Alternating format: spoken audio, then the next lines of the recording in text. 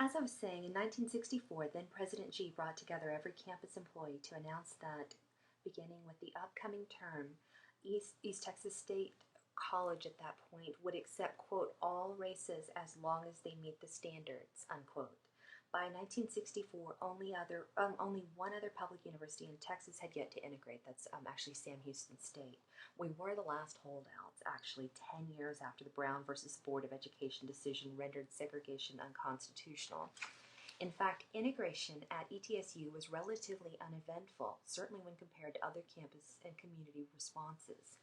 The following term, as G mandated, the first African American students enrolled purchased their textbooks, attended their classes. No seriously violent eruptions, no media frenzy. One term the campus was all white, and the next it wasn't. One of the earliest African American students to enter at East Texas was John Carlos. This may or may not be familiar to you, but everyone's seen, of course, the Black Power salute.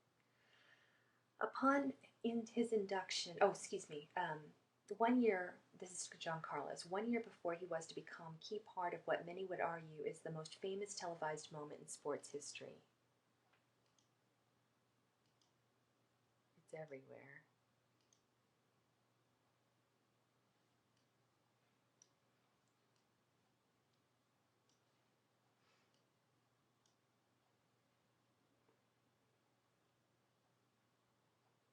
Before San Jose State, before raising his gloved fist to salute to Black Power and unity at the 1968 Olympics in Mexico City, John Carlos would travel from his hometown in Harlem to East Texas, where he would spend one controversial year running track at a regional comprehensive university that had been integrated but a few years before.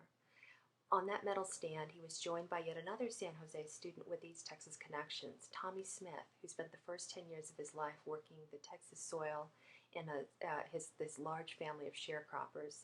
Carlos attended East Texas State University from 1966 to 67.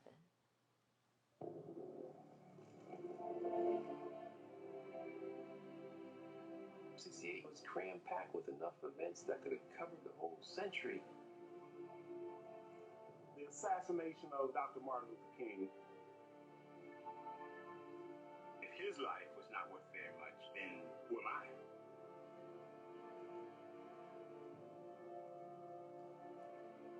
I don't care how fast and how far you can jump.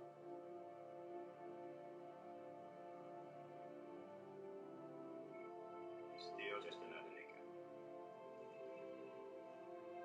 That single gesture was like a stick of dynamite in a pile of dynamite.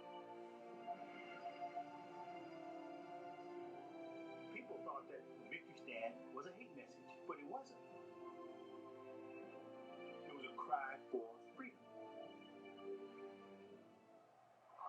I saw this young kid over there talking all this smack, making noise. And I went over to one of the other top sprinters at the time and said, who the heck's this guy over there? And he said, some high school kid named Carlos. John Carlos was New York City, more specific.